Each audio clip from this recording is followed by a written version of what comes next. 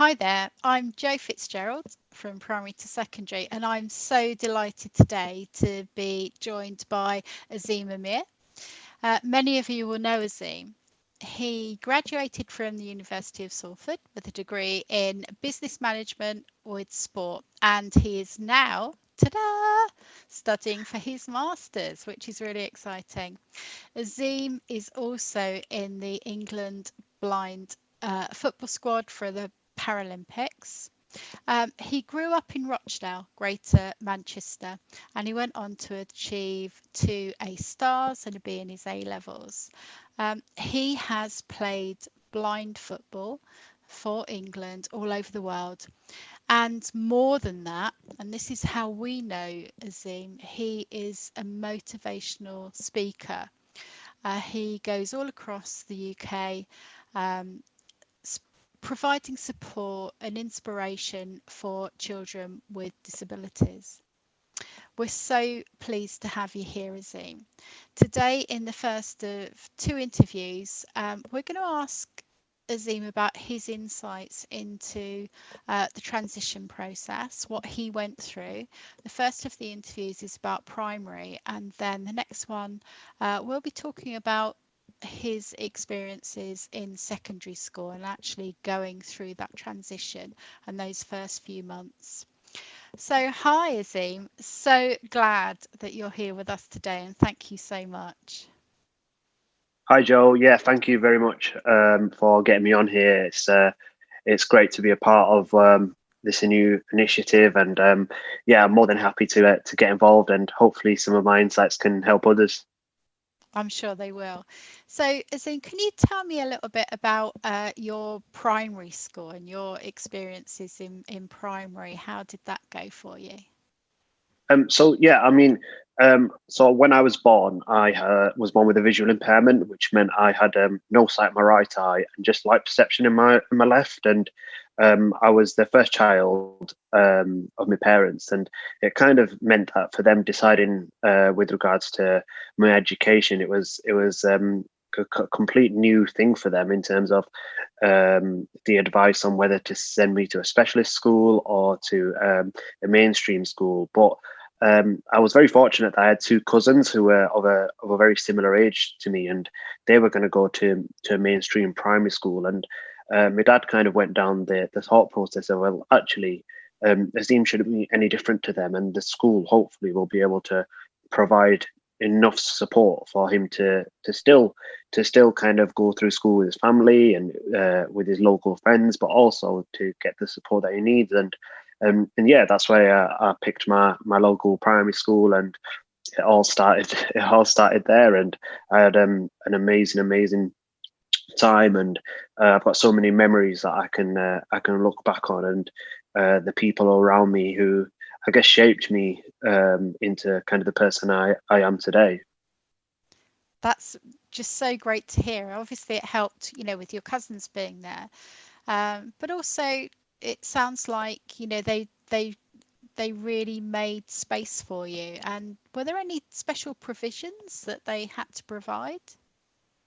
Yeah, so in terms of support, I had a teaching assistant who was provided to me by the local council, and she was an amazing woman who I worked with for kind of like 16 years of my life almost, and Wow. she went through primary school with me and secondary school with me, and I kind of know her in a way as like my second mum because I spent more time with her in school than I did with my actual mum, and it was amazing the way that she got to know me and saw me grow up. And yeah, I mean, the specialist support that she was able to provide was amazing in terms of preparation of resources so that I'd be able to access them, ensuring that I was supported when we're doing activities and sport throughout school, and I guess also to get to know me and to know what works for me, and she then would be able to provide me that. And in a way, when sheets were handed out, I was able to get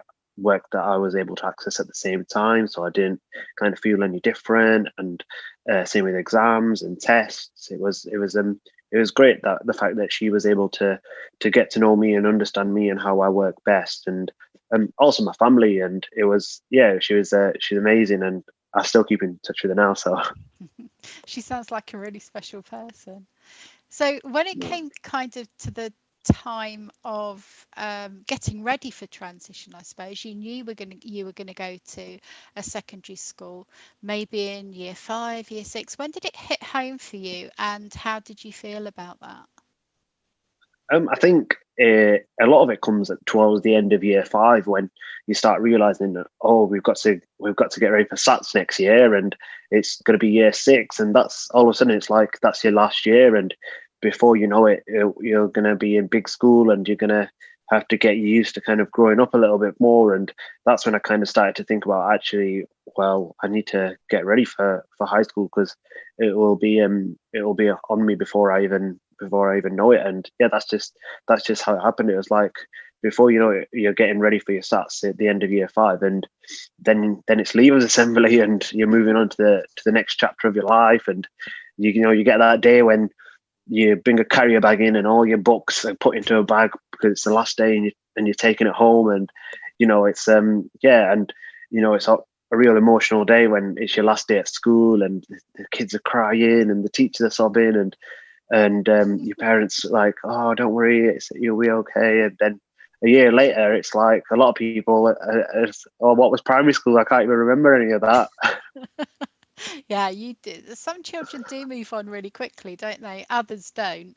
I mean, I know that, we've done lots of research, obviously, for the primary to secondary stuff, and we know that, there are key issues that children in year 5, year 6, are really worried about.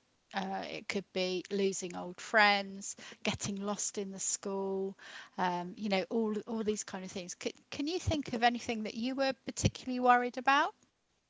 So, in terms of when I was going through primary school to high school, I had a mobility officer who used to work with me alongside. You get the days, the open days at the high school, where you go and visit, and you get that one day where it's like it's one day at the high school where you turn up on time, and you do the full. It's like a full school day, just to get you used to it.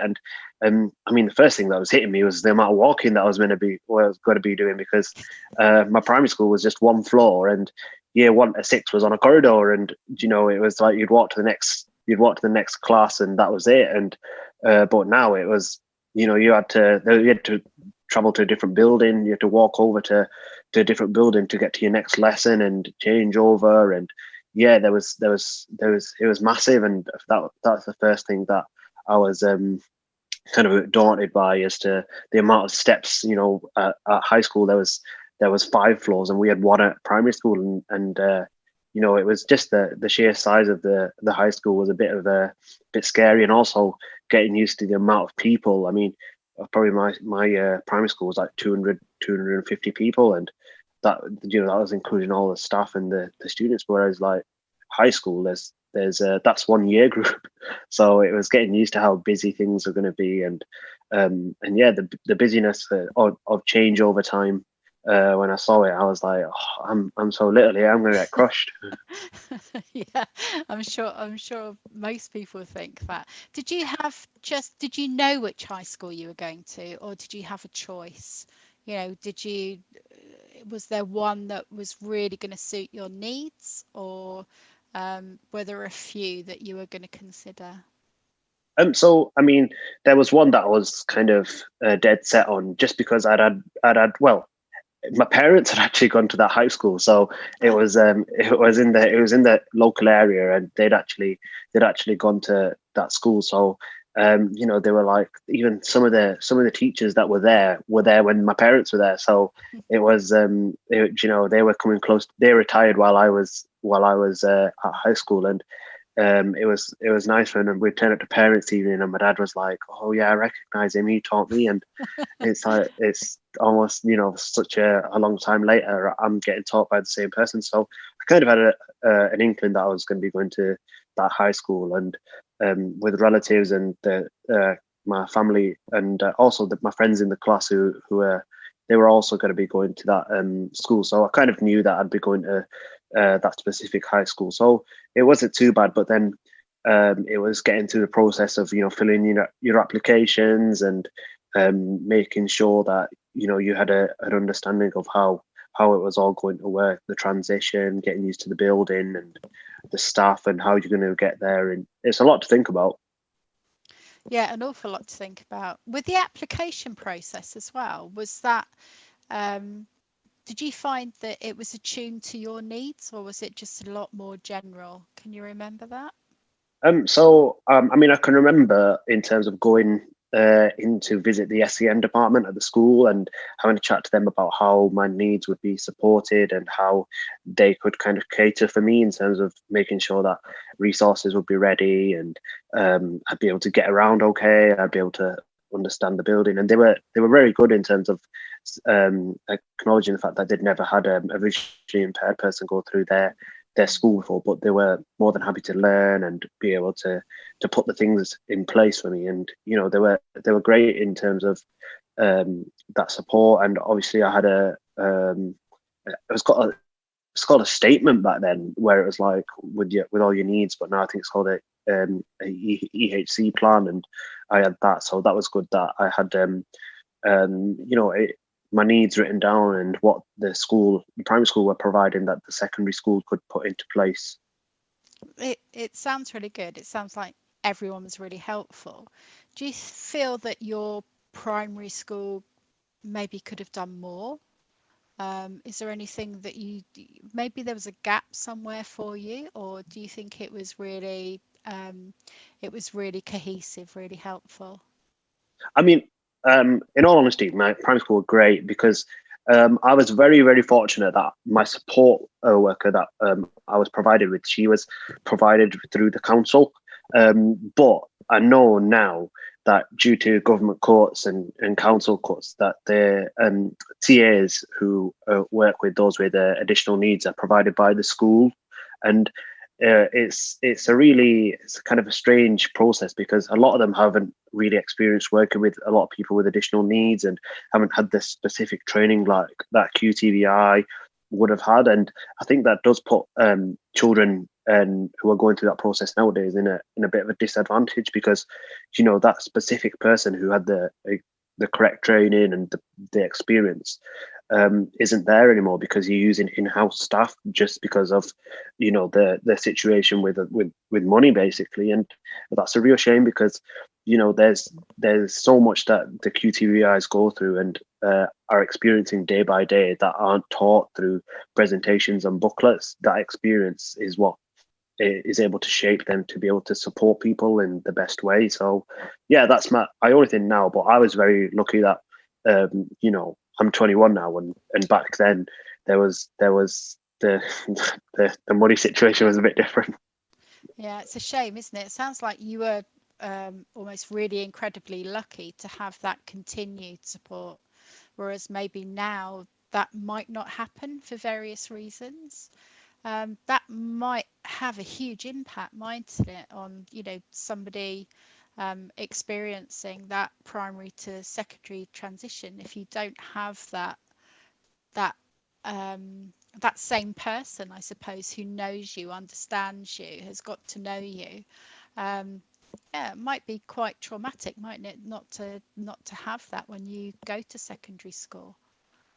Yeah, 100%. I mean, it's always nice because it is. I mean, if you think about it, it's such a big jump for anyone, and if you've got a disability or an additional need, it's an even bigger challenge, and you've got so many worries and concerns and thoughts that are going through your head, and that's just you, and let alone your parents who are thinking, is my son or daughter going to be supported well? Will they be okay? Will they be able to keep up with everybody else? Will they be safe? And yeah, it's a lot to think about. But I mean, as a good thing is the fact that the SEN departments in schools are great, and they're very they're very they're very good with the transition phase. And yeah, I mean, I hope that people going through that transition phase now are able to build up a good bridge of communication, and they're able to get to know the staff, get to know the building, and the transition can be as smooth as possible. Sounds like you had a lot of support there. Obviously, your parents were really invested. Um, what do you think you were quite resilient? Azeem? Do you think you had that in you before you went to secondary school? I think these skills are things that I personally was able to develop like, just growing up. Like there was certain things that I was told that I wouldn't be able to do, and I was always adamant that actually we'll find a way. Like I still remember going like skiing on the dry slopes in Rosendale, and I thought they were like, oh, we're not sure if Azima is going to be able to use a lift to get himself up to the top of the slope and things like that. Or we're not sure if Seema will be able to do this. But actually, I was more to the point of actually let's give it a go. Let's try find a way where someone's maybe is talking to me as I'm doing it, or someone's able to stand alongside me, and we can find a way. And that was kind of them skills I was able to just use throughout when I was in school and outside of school, and going up to high school. Then that just made my life slightly kind of easier. So it sounds like, you had a lot of people supporting you, like within school, but also outside of school. Um, it just sounds like it was for you, it was a really supportive experience, and that sounds really great. Thank you for that. Thank you so much. In the next interview, we're going to be exploring about your experience of actually moving to your secondary school, which I think was Matthew Moss High School. Matthew Ross, yeah. Yeah, and I'm very excited for you to share that. Because I know a little bit about it, obviously, because I've read about it. But it would be really exciting for us to hear about, that next step in your transition. I think it'd be really useful as well for teachers, and also for, pupils going through the same kind of experience as you. So thank you so much for this, Azim. This has been really, really useful. And yeah, we look forward to the next interview. Would it be okay if there are any pupils out there, or parents or teachers maybe, that want to get in touch with you and ask you about, your experiences, or maybe how you could help them? Would that be Oh, okay with you? 100%, 100%. I mean, even if I can help one person who's watching this or is able to get in touch with me, whether that be a parent, a teacher, or a student. I mean, it's more than worthwhile, because I know how much of a crazy time it is for everyone going through that transition phase. So yeah, I mean, feel free to send me over an email, or if you can find me on social media, just drop me a message. I'll more than happily reply, and we can get in touch. That's wonderful, Azim. We are going to put Azim's links, um, obviously, wherever it is here. So you will be able to get in touch with them. And don't forget, we're going to have another interview with Azim, which I'm really excited about that secondary school experience as well. So that year 7 experience, which is also really, really important. So thank you so much, Azim, for this. Really look forward to talking to you again. And yeah, thank you. Cheers, Joe. Thank you.